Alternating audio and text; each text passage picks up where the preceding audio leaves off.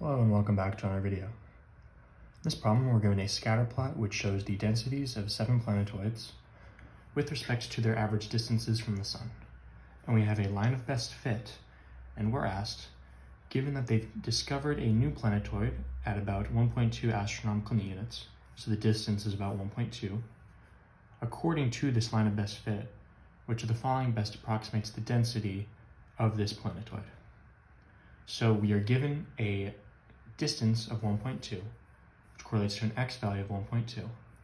So we're looking, when does the line of best fit intersect or go through, you could think of, x is equal to 1.2. And we see it goes through right about that point right there. And we're asked what is the density of this point, of the line of best fit when x is equal to 2, or x is equal to 1.2, what is the y? What is the density? So what you do is you just draw a line over and try and find the y value of whatever this point is. And you get that it's a little bit more than 4.5. Let's call it 4.6. In grams per cubic centimeter is the units. And so this is what we would expect if we didn't know anything about the planet other than its distance. We have the line of best fit. We would expect its density to be 4.6 grams per cubic centimeter. 4.6 lines up with C.